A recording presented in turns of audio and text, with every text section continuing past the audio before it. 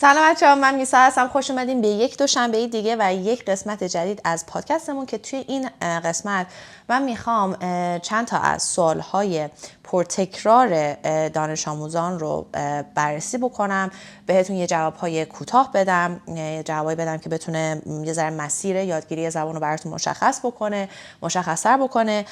چیزی که امروز میخوام بهتون بگم رو تعداد زیادیش رو به صورت کامل و عمیق و جامع توی ویدیوهای قبلی بررسی کردم. یه لینکی رو این پایین توی دسکریپشن براتون گذاشتم که اگر روش کلیک بکنین میتونین تمام این نکته هایی رو که خیلی دقیق تر براتون توضیح دادم رو ببینین. ولی امروز میخوام این سوال ها رو مطرح بکنم، چرا که ممکنه سوال شما هم باشه و بتونه یه ذره راهنماییتون بکنه برای اینکه مسیر یادگیریتون رو آسان تر بکنه. سوال اول اینه که چرا با وجود تلاش زیاد هنوز نمیتونم راحت صحبت بکنم؟ این موضوعی هستش که من بارها بهش اشاره کردم و راجبش خیلی صحبت کردم. این هستش که بعضی وقتا دانش آموزان، یعنی اکثر مواقع، میان چیکار میکنن؟ میان وقتی که میخوان زبان رو یاد بگیرن تمرکزشون رو روی یک چیز مشخص میذارن، مثلا صرفا میذارن روی حفظ کردن لغت ها یا صرفا میذارن روی یادگیری گرامر و لغت های زیاد یاد میگیرن، گرامر هم ممکنه از پایه تا ادوانس یاد بگیرن، ولی موضوعی که میس میکنن یا از دست میدن یا توی پروسه یادگیریشون ندارن یا اصلا بهش فکر نمی کنن، تمرین واقعی مکالمه هستش، یعنی یا تمرینات مکالمه واقعی. یعنی چی؟ یعنی اون لغتی که من یاد گرفتم یا اون گرامری که یاد گرفتم و حالا چجوری بیام توی جمله های روزمرم یا تو مکالمات واقعی استفاده بکنم. یعنی مثلا اگر من گرامر زمان حال ساده یا simple present یا present simple رو یاد میگیرم، کجا استفادهش میکنم؟ اصلا برای چی استفادهش میکنم؟ اوکی، من اگه اومدم یاد گرفتم که simple present برای facts استفاده میشه، حقایق، یا برای کاری که هر روز انجام میدم استفاده میشه. مثلا من هر روز صبح از ساعت 8 از خواب پا میشم، هر روز صبح میرم سر کار، هر ویکند مثلا چه میدونم میرم با دوستان بیرون. حالا که این چیزا رو یاد گرفتم، بیام ببینم اوکی توی واقعیت کجاها میتونم ازش استفاده کنم. مثلا I wake up at 8 o'clock every day. I go to work every day. I go to work Monday to Friday. Every weekend I hang out with my friends. بیام اینا رو بذارم توی جمله و سعی کنم توی کانتکست استفادهشون بکنم. پس علتش اینه که ما صرفاً تمرکزمون رو میذاریم روی یادگیری یه چیز خاص، یه لغت یا گروهی از لغت‌ها یا گرامر یا رایتینگ، ولی نمیایم اونا رو واقعاً توی جملات استفاده بکنیم.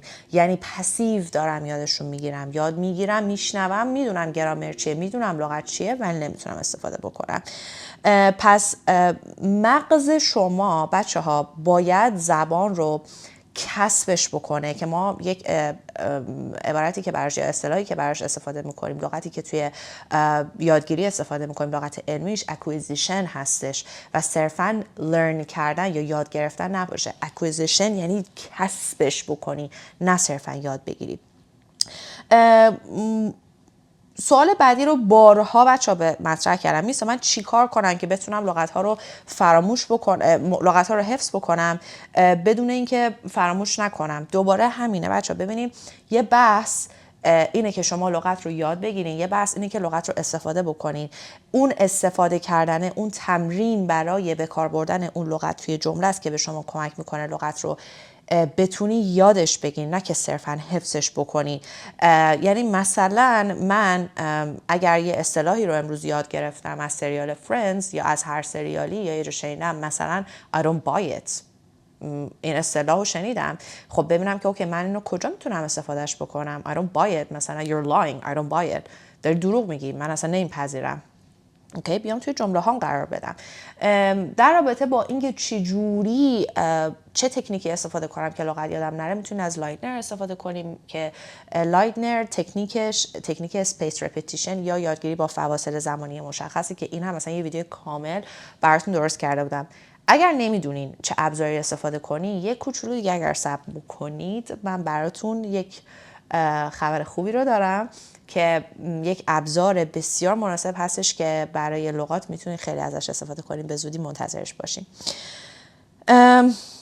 خب موضوع بعدی میسا، من یک عالمه فیلم انگلیسی میبینم، یک عالمه پادکست گوش میدم، مقاله میخونم، ولی احساس میکنم هیچ تأثیری نداره. توی اپیزود فکر میکنم 2 تا 3 تا اپیزود قبلی آیا واقعا دیدن فیلم و سریال بهمون کمک میکنه، بهتون گفتم بچه ما یک موضوعی داریم که فقط بشینم یه سریال رو ببینم لذت ببرم یا یک پادکست رو گوش بدم فقط برای اینکه وقتم بگذره. یک چیز دیگه ای دارم که من یادگیری هدفمند دارم، یعنی من اگر بشینم سریال رو ببینم، پادکست رو گوش بکنم به هدف گذروندن وقتم، به هدف اینکه تایم خالیم پر بشه، فرق میکنه در مقایسه با زمانی که من سریال رو ببینم، پادکست رو گوش بدم با هدف یادگیری. یعنی اینکه شما اینکه روی کردتون نسبت به اون منبعی که دارین استفاده میکنین چیه، هدفتون چیه، متفاوته. پس سعی کنین که بچه‌ها اگر که میخواین از یک منبعی استفاده کنین با هدف یادگیری استفاده کنین و هدف یادگیری یعنی این که من نشینم فقط پادکست رو گوش بدم که لذت ببرم، بشینم پادکست رو گوش بدم با هدف یادگیری لغات جدید، با هدف تقویت لیسنینگ، با هدف اینکه بتونم یه چیزی رو گوش بدم بعدش تکرار بکنم، با هدف شادوینگ. پس لطفاً منابع رو با هدف استفاده کنین، با توجه به اون نیازی که دارین، با توجه به اون چیزی که مهارتی که میخواین تقویتش کنین. سوال بعدی، سوال 4، میسا من چجوری انگیزم رو حفظ کنم؟ یهو خیلی سنگین شروع میکنم، بعد از یه مدت میبرم. بچه حفظ کردن انگیزه خیلی موضوع گسترده‌ایه که من بازم راجع به این موضوع براتون ویدیو درست کرده بودم که اصلا کلا راجع به انگیزه صحبت کردم. ببینین بعضی وقتا ما منتظریم که انگیزه یادگیری بیاد که زبان رو شروع بکنم، انگیزه لاغر کردن بیاد که برم ورزش، انگیزه نمیدونم یه کار جدید بیاد که برم سراغ اپلای کردن برای کارهای جدیدتر. اگر ما قرار باشه بشینیم منتظر انگیزه، ویدیویی که من براتون آماده کرده بودم توش بهتون گفتم انگیزه توهمه و واقعا اگه بهش عمیق نگاه کنیم اینطوریه. خیلی از ماها سالها عمرمون رو میگذرونیم، زمان ارزشمندمون رو میگذرونیم به هدر میدیم بدون هدف برای اینکه انگیزه بیاد و انگیزه هیچ وقت نمیاد. انگیزه زمان ایجاد میشه که شما یه قدم برداری به سمت هدفت، اون موقع انگیزه میاد. یعنی من یه قدم برمیدارم در راستای لاغر شدن، در راستای قوی شدن، در راستای یاد گرفتن یک مهارت، گیتار، پیانو، نقاشی، هر چیزی، بعد کم کم کم کم توی مسیر یادگیری انگیزم میاد. منی که مثلا قبلا نمیتونستم یه دمبل 2 کیلویی بزنم، الان دارم 5 کیلو دمبل میزنم، انگیزم بیشتر میشه. منی که شلوار جین مثلا 2 سال پیشم اندازم نمیشه، الان رفتم باشگاه میبینم ای شلوار دکمهش بسته میشه، انگیزم میاد. منی که 2 کلمه نمیتونستم انگلیسی صحبت بکنم، الان دارم میتونم راحت حداقل یه small conversation یا small talk با یکی داشته باشم، انگیزه میاد. پس شما شروع بکنین، انگیزتون میاد. نکته دیگه که وجود داره اینه که بعضی وقتا خیلی جوگیریم ما. من خودم خدای جوگیری خود من هستم که خیلی تو این سالهای گذشته بهتر شدم. چیکار میکنم؟ یهو یه تصمیم بزرگ برای متحول کردن زندگیمو، کوبوندن از بیس، مثلا کوبوندن و دوباره ساختن از بیس و پایه میگیرم، بعد یهو وسط راه خسته میشم. میدونین چرا؟ چون هدفم بیش از اندازه بزرگ بوده. یعنی من نمیتونم از خودم توقع داشته باشم که یه چیزی رو یه شبه بسازم، راه 100 ساله رو یک شبه برم. من نمیتونم از خودم توقع داشته باشم که منی که زبانم بیسیکه مثلا یهو توی 2 ماه بتونم آیلتس 8 بگیرم. و واسه همین میشه که با انگیزه شروع میکنم، جوگیر روزی 5 ساعت زبان میخونم، بعد نه شت من اصلا نمیتونم برم جلو، یعنی اصلا در ظرفیت من نیستش، یا این اصلا به برنامه زندگی من نمیخونه. پس شما باید هدفاتون بچه‌ها، یه چیزی هست به اسم SMART goals یا اهداف SMART میشه specific specific M stands for measurable قابل اندازه‌گیری، A stands for achievable قابل دستیابی، SMAR میشه relatable یعنی ریلیت بکنین باهاش، به درد اون مسیر زندگیتون بخوره، و T stands for time bound یعنی بازه های زمانی مشخصی باشه. اگر شما اهدافتون رو سمارت بچینین که حالا همیشه هوشمندانه، هم میجربل، حالا همه اون چیزایی که گفتم، راحت تر میتونین به اهدافتون برسین. پس خواهش میکنم اگه انگیزت رو میخوای حفظ کنی، حداقل شروع کردی، شروع متحول گونه ای نباشه که بگی من میخوام دیگه بزنم خودم بهتر کنم. آروم آروم، قدم به قدم، روزی نیم ساعت، روزی یه رو، بعد کم کم زیادش بکن. خیلی جوگیر نباش و ببین اصلا چه برنامه ای به عادتهای روزانت میخوره. مثلا اگر منی که ازدواج نکردم، بچه ندارم، فقط کار دوشنبه تا جمعه، وقت آزاد بیشتر دارم در مقایسه با کسی که ازدواج کرده، بچه داره، نمیدونم بچه برای من مهد کودک، بعد غذا درست بکنم و خیلی چیزای دیگه. پس بعد ببینم که چه برنامه‌ای به عادت‌های روزانه من میخوره که طبق اون برنامه‌ریزی بکنم و بتونم انگیزم رو نگه دارم. سوال بعدی، وای خدایا این سوال رو بهتون بگم من هر روز دارم میگیرم، اگه دروغ نگم هفته یه بار دارم میگیرمش. چقدر باید روزی مطالعه کنم؟ بچه ببین میزان مطالعه من با میزان مطالعه عباس، اکبر، اصغر، نمیدونم اینا فرق میکنه. ممکنه گفتم بستگی به عادتهای روزانم داره و به این بستگی داره که من چقدر تایم دارم که تو روزمرم بذارم. به فرض منی که لول مثلا رفتم یه ماک تست دادم برای آیلتس، من شدم 7.5، من هدفم 8. من با توجه به اینکه لول زبانم الان تقریبا upper intermediate advanced مثلا هست، با منی که مثلا با میسایی که مثلا لول زبانش بیسیکه میخواد به 7 برسه، قطعا میزان مطالعه‌ام فرق میکنه چون هدفم فرق میکنه. پس اینکه چقدر باید مطالعه کنم، مثلا اگه من بیام بگم روزی 5 دقیقه مطالعه کن، دارم اشتباه میگم. اگه بگم روزی 3 ساعت مطالعه کن، دارم اشتباه میگم، چون من نمیدونم تو خواستت چیه، نیازت چیه، هدفت چیه، میخوای به چی برسی. پس اینکه من چقدر باید مطالعه بکنم، تنها جمله‌ای که میتونم بهتون بگم اینه که تعادل و استمرار. یعنی هر چقدر میخوای مطالعه کنی، روزی 1 ساعت، نیم ساعت، 5 دقیقه، تعادل و استمرار داشته باش. تعادل برای چی؟ نه از اون ور بوم بیفتی که یهو مثلا 5 ساعت بخونی یهو ولش کنی، نه از این ور بیفتی اصلا نخونی. پس من به جای اینکه بهتون بگم چند ساعت در روز مطالعه بکنین، به عنوان کسی که میتونم مشاوره بهتون بدم، میگم تعادل و استمرار داشته باش. یعنی اگه انتخاب میکنی که من با توجه به برنامه‌ام، عادت‌های روزانه‌ام و سبک زندگیم روزی نیم ساعت میتونم وقت صبح، وسط روزی، آخر شب پیدا بکنم، نیم ساعتم رو واقعا بهش چیز داشته باشم، انجامش بدم هر روز. مهم نیست زمین به آسمون، بیا آسمون به زمین، اون نیم ساعت همونه. پس من بهتون میگم حتی اگر روزی 20 دقیقه مطالعه میکنی، تعادل و استمرار خیلی مهمه و سعی کن نیم ساعت مفید باشه. یعنی مغزت نپله که واسه خودش این ور اون ور تمرکز داشته باشی. سوال بعدی، چجوری نترسم از گرامر، نترسم از یادگیری لغت، نترسم؟ بچه‌ها ترس بخش زیادیش از ترس اشتباهه. یعنی شما یه لغت رو یاد میگیری، یه گرامر رو یاد میگیری و ترس داری از استفاده. چرا؟ چون ترس داری از اینکه مسخره بشی، ترس داری از اینکه اشتباه استفاده بکنیم. هیچ آدم درست، آدم عاقل و آدم محترمی شما رو به خاطر اشتباه کردن مسخره نمیکنه. اشتباه کردن بخشی از یادگیری ما. همه ما تو زندگیمون اشتباه میکنیم. یه جمله‌ای که من خیلی دوستش دارم اینه که من بار اول دارم تو این دنیا زندگی میکنم، پس طبیعیه که اشتباه زیاد داشته باشم. مگه من زندگی قبلیمو یادمه؟ اگه داشته باشم مگه یادمه؟ پس برای من این بار اولیه که دارم زندگی میکنم، پس اشتباه کردن طبیعیه. من قبلا این چیزا رو امتحان نکردم، این کارا رو نکردم. پس اگه تو مسیر پیشرفت و موفقیتم اشتباه میکنم، بخشی از مسیره. Okay, it's a part of the journey. یه بخشی از مسیر من هستش.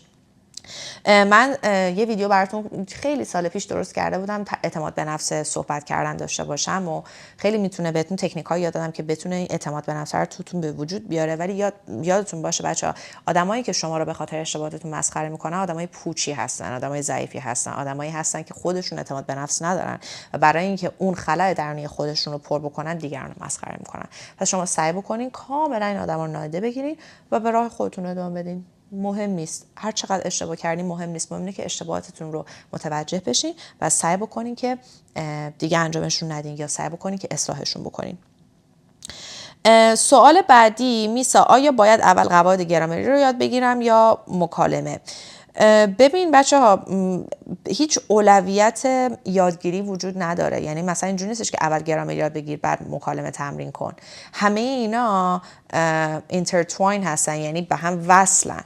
یعنی مثلا گرامر و لغت و اینا همه توی همن. نمیتونیم بگیم اول گرامر یاد بگیر یا مثلا اول مکالمه یاد بگیر. توی ویدیویی که زبان انگلیسی مثل زبان مادری یاد بگیریم بهتون یاد دادم که بچه نوزاد وقتی به دنیا میاد گرامر نمیدونه چیه، وکابولری نمیدونه چیه، حال کامل و حال استمراری نمیدونه چیه، توی محیط یاد میگیره. و بهتون یاد دادم که ما چجوری میتونیم توی اون محیط رو شبیه سازی بکنیم و زبان رو یاد بگیریم. پس بین مهارت ها یا بین موضوعات مختلف هیچ اولویتی وجود نداره. هدف مهمه، این که من میخوام مثلا زبانم رو یه لول ببرم بالا تا آخر امسال و توی اون هدفم باید لغت یاد بگیرم، گرامر یاد بگیرم و تمرین بکنم. اوکی، پس این سردرگمی بین اولویت ها، اینکه اولویتم چی باشه، خودتون رو درگیر سوالای اینجوری نکنید. اوکی، اگر هر کاری میکنه، اگه با لغت شروع میکنی سعی کن لغت رو استفاده کنی، اگه با گرامر شروع میکنی سعی کن گرامر استفاده کردن خیلی مهم هستش. سوال بعدی که باز الان جوابش دادم، چطور میتونم بدون استرس مکالمه رو انجام بدم؟ گفتم ترس از قضاوت و ترس از اشتباه کردن استرس به شما میده. اگر که میدونی تمرینتو کردی، میدونی درستو خوندی، میدونی همه کاری که بهم کردی رو کردی، ترس طبیعیه. یه بار دو بار انجام بدی ترست میریزه. یکی از کارهایی که میتونه ترستون رو بریزونه اینه که از خودت ویدیو بگیری، این که صداتو ضبط بکنی، که جلو آینه با خودت حرف بزنی. خیلی جالبه که تاثیر روانی که داره وقتی که شما ویدیو رو میذارین ضبطتون بکنه، احساس میکنین انگار یه سری آدم نشستن دارن بهتون گوش میدن. یا وقتی صداتو داری ضبط میکنی ناخودآگاه احساس میکنین گوشی یه آدم داره به تو گوش میده. یا حتی وقتی با خودت جلوی آینه صحبت میکنی تاثیر روانیش اینجوریه که یکی داره من نگاه میکنه. پس اون تاثیر روانیه رو، اون محیط رو شبیه سازی میکنین برای خودت که ترست رو کمتر بکنی. مثلا من بار اول که ویدیو گرفتم و اگه با الان مقایسه بکنین، مدل حرف زدنم، بادی لنگویجم زمین تا آسمون فرق کرده. چرا؟ چون اول کارم شروع کرده بودم ویدیو گرفتم، من ترس از خوب قضاوت داشتم، ترس از اشتباه کردن داشتم. مهم نبود چقدر تجربه دارم، ولی تا حالا این کار رو انجام نداده بودم. ولی با مرور زمان روون میشین و اون ترسه، اون استرسه از بین میره. سوال بعدی، چطور بفهمم زبانم چقدر هستش، سطح زبانم چیه؟ برای اینکه بدونین سطح زبانتون چیه، اگر که واقعا تا حالا خودتون انجام ندادین، بهتون پیشنهاد میکنم برین یا مؤسسه یا آموزشگاهی که بتونه یه آزمون تعیین سطح ازتون بگیره، یا مثلا یه سری چیزای آنلاینه. و اینکه اون چیزی که من میخوام بهتون به زودی معرفی کنم آزمون تعیین سطح داره، من میتونین ازش استفاده بکنین سطح زبانتون مشخص بشه. سطح زبانتون رو میتونیم میشه معلم مثلا برین اون براتون یه اسسمنت بگیره، میتونین کلاس زبان‌های ما رو آموزشگاه برین فقط یه اسسمنت تست بدین ببینین که سطح زبانتون چیه. سوال بعدی، میسا، آیا فقط کلاس رفتن کافیه؟ اگر فقط اعتماد دارین به اون کلاس رفتنه و میرین کلاس زبان دیگه تا جلسه بعد، معمولا کلاس زبان ها 2 روز در هفته یا 3 روز در هفته است. اگه مثلا دوشنبه میرم تا چهارشنبه دیگه لای کتاب باز نمی‌کنم، کلاس رفتن. ببینید آقا اصلا کلا اعتماد به کلاس خالی یا اعتماد به یه ویدیو مثلا میسا رو بیام بشینم ببینم به تنهایی کافی نیست. تمرین مهمه. من کلاس باید برم، همون روزی که اومدم یه ریویو سریع 10 دقیقه‌ای بکنم، بعد فرداش تمرین بکنم، دوباره برم کلاس زبان، کاری که معلمم میگه رو انجام بدم. پس کلاس رفتن بدون تمرین مستقل بچه جواب نمیده، هیچ جوره. ویدیو میسا رو دیدن بدون تمرین مستقل جواب نمیده. میسا 1300 تا ویدیو داره، هر 1300 تاش هم بازم نمیتونم سوال کنم چون تمرین مستقل نداشتی. پس به یه چیز مشخص اتکا نکنین، فقط به کلاس، فقط به میسا، فقط به کتاب، به تمرینتون اتکا بکنین. سوال بعدی، چطور میتونم سریع پیشرفت بکنم؟ اصلا کلا من یه حساسیت عجیبی دارم به سریع، یادگیری سریع، یادگیری سسوته، یادگیری در خواب. سوال اشتباه و سوال گمراه کننده از خودتون پرسیدن تو مسیر یادگیری شما رو از مسیر اصلیتون دور میکنه. خواهش میکنم به جای اینکه تمرکز کنین روی سریع یاد گرفتن، تمرکز کنین روی درست یاد گرفتن. یعنی این مایندست رو بردار، آقا نمیخوام سریع باشه. بچه‌ها کسایی که میرن تو المپیک، شناگره، نمیدونم ژیمناستیک کاره یا مثلا نمیدونم کاراته کار میکنه یا هر چی، خب این آدما کل زندگیشون رو تمرین کردن که به اون نقطه برسن. اوکی؟ هر روز خوابشون مشخص بوده، غذاشون مشخص بوده، تمرینشون مشخص بوده تا رسیدن به اون نقطه المپیک. سری نبوده. یعنی شما زندگی نامه این آدم ها رو بریم بخونین یا صحبتاشون رو گوش بکنین، همینجوری واسه خودشون نبودن که سری برسن به نقطه المپیک. و شما برای اینکه به نقطه پیک داستانتون برسین، نقطه اوجتون برسین، باید به خودتون زمان بدین، باید تمرین بکنین.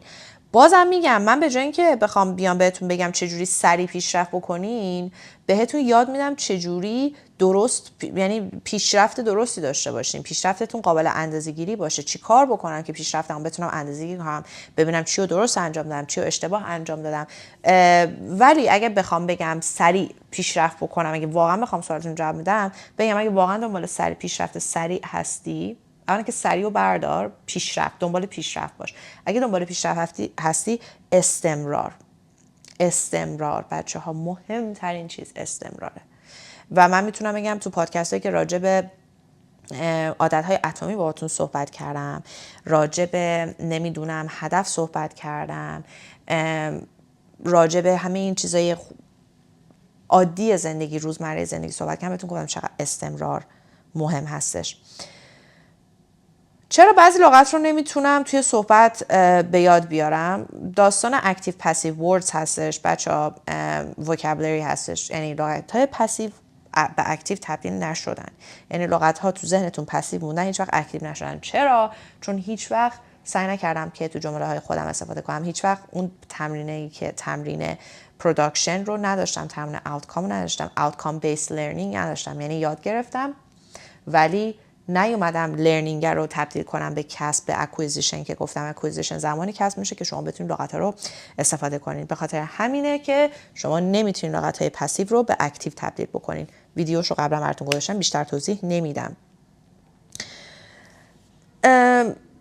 چطور با محدودیت زمان یادگیری کنم؟ بچه محدودیت زمان، اولا این که اگر کسی اومد گفت من وقت فلان کارو ندارم، داره بهونه میاره. شما اگه واقعا یه هدف مشخص تو زندگی داشته باشی، اگه واقعا یه هدف داشته باشی، اگه واقعا هدف یادگیری داشته باشی، زمان پیدا میکنی. ما انقدر زمانای مرده داریم در طی روز که خودمون باورمون نمیشه. یعنی بهتون قول میدم شما اگر گوشیتون رو روزی 1 ساعت بیشتر بی استفاده بذارینش کنار، اون 1 ساعت زمانی که برای زبان پیدا میکنین رو، زبان لازم دارین رو پیدا میکنین. زمان مرده ما زیاد داریم. ببینین زمان مردتون کجاست. سعی کنین زمانهای مردتون رو کم بکنین و تا حد امکان از زمانتون بهترین استفاده رو بکنین، چون چیزی که هیچ وقت تو این دنیا دیگه نمیتونین به دستش بیارین زمانیه که رفته. 1 ثانیه پیش من رفت، دیگه بر نمیگرده. پس سعی کنین که زمانهای مردتون رو پیدا بکنین و اگه واقعا هدف یادگیری دارین، هدف دارین که من آزمون آیلتس بدم، مهاجرت بکنم، هر هدفی که دارم، مطمئن باشین که میتونید توی برنامه روزانه‌تون، حتی اگه مادر باشین، بیاین. فقط من دوست داشتم که شما میتونستین کامنت های یوتیوب رو فیلتر بکنین، چون من میتونم کامنت ها رو فیلتر بکنم ببینم کی چی نوشته. مادرانی رو بیاین ببینین که میان میگن میسا با وجود بچه‌م دارم زبانمو میخونم و پیشرفت کردم، با وجود 2 تا بچه، با وجودی که باردارم، با وجود، بیاین داستانشون رو بخونین، واقعا داستانشون خیلی الهام بخشه. پس زمانهای مردتون رو پیدا کنین. اگر فکر میکنین من خودم آدمیم که پرایم تایم من یا زمان اوج من صبح منه، یعنی من از 5 صبح، 4-5 صبح تا 2-3 بعد از ظهر اوج بهره وریمه و از 2 به بعد دیگه خاموش میشم. از بچگی همینجوری بودم، یعنی من وقتی میخواستم یه چیز رو یاد بگیرم صبح وقت میذاشتم، چون قدرت یادگیریم از مثلا 2-3 به بعد دیگه کاملا میره، کم میشه، تمرکزم کم میشه. آدم با آدم فرق میکنه. اگه شما، خیلی آدما هستن که شبا خیلی تمرکزشون بیشتره، پس اگه فکر میکنید شب تمرکزتون بیشتره، شب درس بخونید. من بچه دارم، بچت که از خواب میشه 6 صبح، که 5 صبح پاشو 5 تا 6 درس بخون. میسا بچه‌م 10 شب میخواد، اوکی 10 تا 11. ببین اگه هدف داشته باشی تایمتو پیدا میکنی. پس خواهش میکنم انقدر خودتون رو توجیه نکنین، انقدر با خودتون نانازبازی در نیارین، با خودتون جدی بعضی وقت صحبت بکنین، بد نیست. خیلی خوب. آیا یادگیری زبان در بزرگسالی سخت تر از خردسالیه؟ خب بچه این که خب این حقیقت که بچه ها توانایی یادگیریشون خیلی بیشتر از بزرگسالان هستش که خب یه چیز کاملا طبیعیه، یعنی چیز غیر قابل انکار هستش.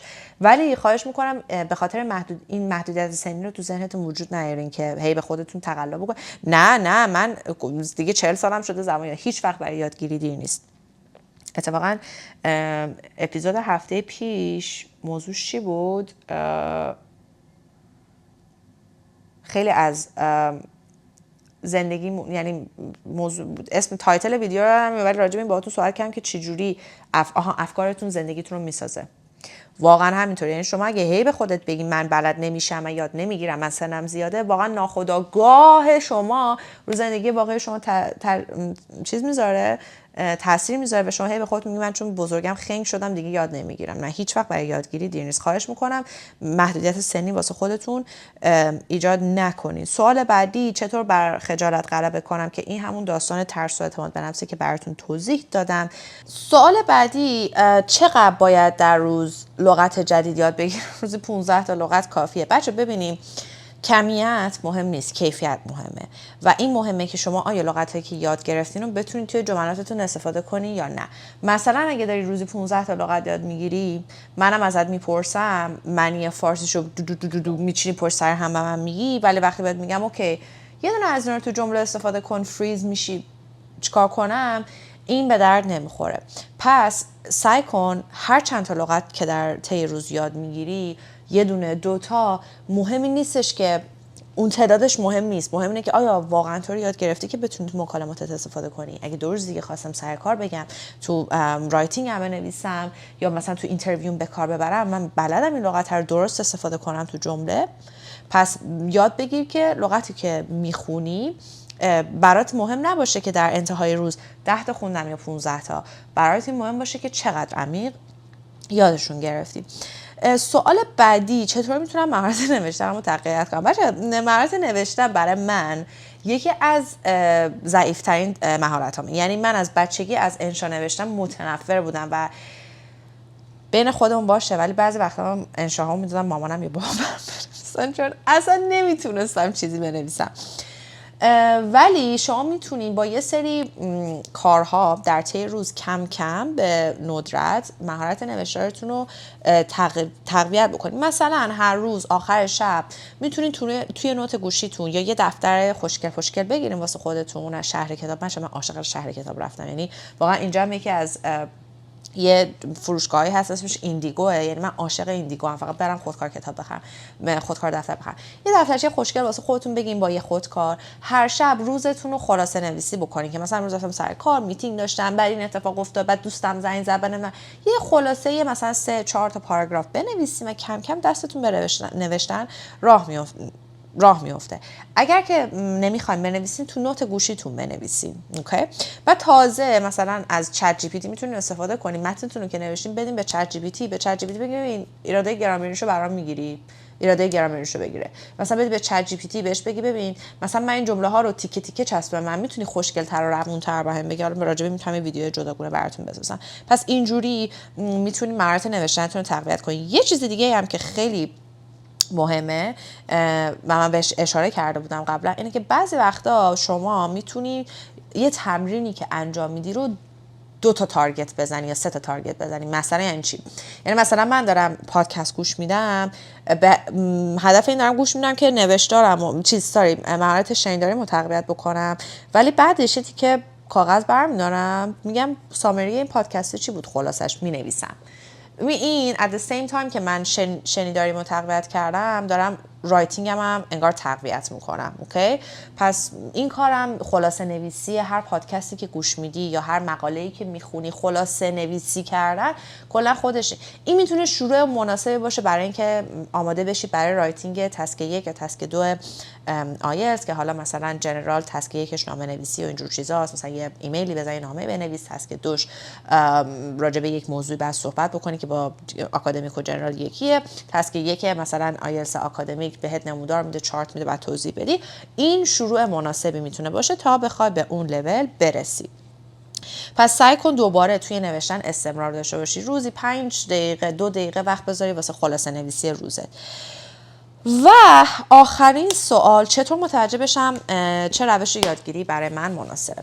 بچه‌ها یک بخشی از پیشرفت از آزمون و خطا میاد. من یه کاری که مثلا توی کار خودم، کار ماندی تو فرایدی هم استفاده میکنم توی زمینه مارکتینگ، مثلا هر چند وقت یه باری که پرفورمنس ریویو داریم میام ریویو میکنم با بچهای تیم که اوکی چه چیزهایی جواب داد، اگه جواب داد خوب جواب داد بهمون ریزالت داد کنتینیو بکنیم ادامهش بدیم، چه چیزهایی جواب نداد ریموو بکنیم و چه چیزهایی نبود میتونه اضافه بشه ادش بکنیم. پس چیزایی که جواب میده کنتینیو، چیزایی که به درد نخورده ریموو، چیزایی که بعد اضافه بشه اد میکنیم. اوکی؟ این مثلا کاری که تو پرفورمنس ریویو من انجام میدم و به نظر من توی پرفورمنس ریویو هر چیزی شما میتونین کار انجام بدین. مثلا اگر یه تکنیکی رو یه تایمی استفاده میکنین میبینیم خیلی باهاش حال نکردم یا خیلی اون نتیجه که میخواستم نداد بهم رو یه تکنیک دیگه جایگذاری کنم یا اگه یه چیزی تو این مسیر جا مونده بود و اضافه بکنم. این پرفورمنس ریویور داشته باشه. این همون بخش اسمارت بود، اسمارت گول سیتینگز بود که گفتیم که اس چی بود؟ اسپسیفیک باشه، میجربل باشه. این میجربل همون بخش ریویو پرفورمنس ریویو است که من چقدر پیشرفت کردم، چی جواب داد، چی جواب نداد. اوکی؟ این از آزمون و خطا به دست میاد. مثلا بچه برای مهارت ریدینگم خیلی قویه و ریدینگو دوست دارم، خیلی زیاد دوست دارم و دوست دارم که به شما تکنیک‌های ریدینگو دادم. منتظر ویدیو این هفته باشیم، ویدیو جدیده. به مثلا تکنیکی که اکثر معلمان میگن اینه که سری متن بخون، کیورد درار، بعد برو سوال بخون، بعد بیا حالا متن دوباره بخون، اینجوری کن. من این تکنیک رو امتحان کردم، چند وقت جواب نداد، دیدم نتیجه نمیگیرم. تکنیک خودم، من درآوردی خودم شد که اومدم اول سوالو خوندم، بعد دونه دونه سوالو میخوندم، میومدم پاراگراف به پاراگراف جوابو 3 سوت پیدا میکردم، در حدی که من آزمون ریدینگ اما یعنی دوباری که تو کانادا جنرال دادم، دوبارشو 9 زدم. آزمونی که اکچولی یکیشو 8 زدم، یکیشو 9 زدم. آزمون آکادمیک که قبل از بیام کانادا رو دادم و 9 زدم، یعنی من 2 تا 9 داشتم یا 8 و نیم. یعنی انقدر من مهارت ریدینگم قوی شد از طریق آزمون خطایی که کرده بودم. و همیشه هم بین 12 تا 15 دقیقه، چون تایم میذاشتم ماک تست میدادم تو خونه، من بین 12 تا 15 دقیقه تمام بودم. یعنی من اصلا 20 دقیقه کامل رو استفاده نمی‌کردم واسه هر متن. یعنی متن اول که معمولا آسان ترین هستش که اصلا توی 8-9 دقیقه تموم میشد، به خاطر اینکه قلقش رو پیدا کرده بودم. مثل کنکور که تست میزنی قلقش رو پیدا میکنی، قلق خودم رو پیدا کرده بودم. چی جوری مثلا اگر بهم میده هدینگ رو مچ بکن با پاراگراف یا مثلا لغت و سینونیمش، اینا رو پیدا کرده بودم. از آزمون و خطا، از تمرین بیش از اندازه‌ای که انجام داده بودم به وجود اومده بود. پس شما زمانی میتونی خفن ترین یا اون تکنیکی که به دلت میچسب برای پیدا کنی که آزمون و خطا کنی و تمرین زیاد داشته باشی که ببینی چی جواب میده چی جواب نمیده. مثلا من نمیدونم تکنیک گرامر، قواعد گرامر خشک و خالی بخونم بعد باهاش جمله بسازم روم جواب نمیده، میام گرامر رو تو متن میخونم بهم جواب میده. که مثلا من کلا یادگیری توی کانتکست و تاپیک بیس کلا مثلا خودم خیلی پیشنهاد میکنم، چون یکی از تکنیک های هوشمندانه هستش که به یادگیری زبان یا یه یادگیری حالا گرامر باشه یا وکب باشه خیلی کمک میکنه. پس این که چه یادگیری بهتون میخوره به دلتون میشینه، از این اشعت میگه که شما راههای یادگیری درست و مناسب رو امتحان بکنید، ببینید با چی بهتر جواب میدین، راحت تر جواب میدین. اوکی؟ چیزی که رو من جواب میده ممکن رو شما جواب نده و این یه بخشش از همون آزمون و خطا. فقط لطفاً توی مسیر یادگیری اگه کسی داره بهتون تکنیک میده، تکنیک های نانسنس فضای مجازی که هر کی یه معلمی یه شب زبان خونده فرداش معلم شده ویدیو اومده گرفته رو نگاه نکنین. لطفاً آدم‌هایی رو دنبال بکنین که اگه چیزی رو بهتون پیشنهاد کردن یا اگه یه کورسی رو دادن بهتون دنبالش کردین، خوندین، نتیجه گرفتین و بهتون اون معلم ثابت شد، تکنیک‌های اون آدم رو سعی کنین بیشتر بهش گوش کنین. هر کسی که از شکم مامانش اومد بیرون معلم شد و به عنوان اینکه رفرنس همه انتخاب نکنین. من اصلا نمیگم من، هر کی رو که انتخاب میکنی مطمئن بشین که این آدم ثابت شده ایه. اوکی؟ بچه قبل از اینکه ویدیو تمام بشه یه چیز جالب میخوام بهتون بگم. من این ویدیو رو مجبور شدم نیمه دومش رو یه بار دیگه بگیرم و به خاطر اینکه شارژ گوشی تموم شد و منم ندیده بودم و اومدم ویدیو رو قطع کردم. ای وای شارژ گوشی تموم شده. یکی از فوبیاهای منه، بارها این اتفاق افتاد. حالا چرا اینو گفتم؟ امروز یک شنبه 8 جون ساعت 1:55 است. من از 6:30 صبح بیدارم و دارم تولید محتوا میکنم. خب و سخت تولید محتوا و برای یک کسی مثل من که وسواس کاری داره خیلی سخت دارم هست، چون من مطمئن بشم همه چی درسته. امروز قرار بودش که من با گروهی از دوستام برم بلو ماونتن، خوش بگذرونم، از هوای نایس بیرون لذت ببرم، کافی بخورم، کروسان بخورم، خوش بگذره بهم، بگردم، از یک شنبه استفاده کنم ریچارج بشم برای دوشنبه، برای سه شنبه، برای هفته پیش روم. ولی تصمیم گرفتم که تو خونه بمونم و تولید محتوا کنم. چرا؟ چون من معمولا شنبه ها تولید محتوا میکنم. اگه شنبه نتونم به هر دلیلی، باید یک شنبه‌مو بذارم واسه تولید محتوا. یعنی اصلا بی برو برگرد بعد تولید محتوا بکنم. چرا اینو گفتم؟ که بهتون اینو بگم که من اینجا یه جا بهتون گفتم که آقا بهونه نگین، اگه یه هدفی داشته باشین، یه کاری بخواید انجام بدین، انجامش میدین no matter what. واقعا آسمون به زمین، زمین به آسمون بره. و این دقیقاً همینه. من امروز هدف داشتم سه تا ویدیو هفتگیمو بگیرم، کامل بکنم، آماده بکنم برای فردا، برای این هفته. با وجود خستگی، با وجود اینکه میتونستم برم یه جایی بهم خوش بگذره، ولی نرفتم. خسته بودم چون دیروز روز خیلی چیزی رو داشتم، پرتحرکی رو داشتم و واقعا امروز بدنم خسته بود. با وجود اینکه من عاشق هوای گرمم و امروز هوا هم آفتابی بود هم گرم بود، با وجود اینکه این ویدیو قطع شد و من مجبور شدم نیم ساعت وایسم دوباره گوشیم شارژ شه، ولی کارم رو انجام دادم. و الان احساس رضایتی که بعد از قطع کردن این ویدیو میگیرم و نه اون بیرون رفتن میتونه بهم بده، نه این هوای میتونه بده. میدونین چرا؟ چون با وجود هر سنگی که امروز افتاد جلوی پام، من این ویدیو رو تمومش کردم. من ویدیو محتوای هفتم رو تموم کردم و این احساس رضایت بهتری بهم میده. رضایت خودم رو از خودم بیشتر میکنه. واسه همینه میگم اگه هدف داشته باشی مهم نیست چه اتفاقی میفته، کارتو انجام میدی. من اگه بی هدف بودم، اگه میگفتم حالا این هفته ویدیو هم نذاشتم، بیرونم رفته بودم، عشقم کرده بودم، کوکی و کروسان و قهوه هم خورده بودم، همینم من عاشق کافی شاپ رفتنم و لذت برده بودم. ولی وقتی می اومدم شب خونه بعد از یه روزی که بهم خوش بودم شت ویدیوهای هفتمو نگرفتم، یه احساس عذاب وجدانی دست میداد. اینو گفتم بهتون که بگم بعضی روزا بدنت درد میکنه، خسته ای، فکرت به هم ریخته است، فشار بیار به خودت، فقط شروع کن، میفتی رو غلطک. اون وسط ها ممکنه شارژت تموم شه، حست بره، حواست پرچه، ولی لاکین شو. دیوید گاگینز رو یادتونه براتون داستانشو get locked in. خب لاک این شو، قشنگ قفل شو، بگو من هر اتفاقی بیفته تمرکزم از دست نمیدم. جالبه بهتون بگم، خداوندی خدا اون بالا شاهده که من گوشیم شارژ شد، اومدم میکروفون رو بس کنم، دیدم این میکروفون، ببینید هی بعضی وقتا نگاش میکنم دیدم این یکیش قرمز شده، دیدم وای حالا که گوشیم شارژ شده میکروفونم شارژش تموم شده. یعنی امروز چرخ و خورشید و فلک در کار بودن که من ویدیو نگیرم، ولی ویدیومو گرفتم و یس این حس خوب با هیچ چیزی عوض نمی کنم. پس لطفاً دیسیپلین داشته باشین. دیسیپلین خیلی مهمه بچه‌ها. بدون دیسیپلین نمیتونیم به موفقیت برسیم. آدمای موفق همشون آدمای با دیسیپلینن، همشون کار امروز رو به فردا نمیذارن، هدفشون رو هی به تعویق نمیندازن به خاطر خوشگذرونی اینجور چیزا. من نمیگم خوشگذرونی نشه باشین، من خودم ته خوشگذرونی و ته عشق و حال و ته برنامه‌های فان و اینجور چیزا، ولی وقتی نوبت این میشه که کار روزانم و برنامه‌مو انجام بدم، باید لاکین بشم، باید انجامش بدم. بی برو برگرد شده، هوا آفتابی باشه، ساحل صدا کرده باشه منو، هوای خوب و یه اسموتی دم ساحل اینجوری منو صدا بکنه، باید کارمو انجام بدم، باید انجامش بدم.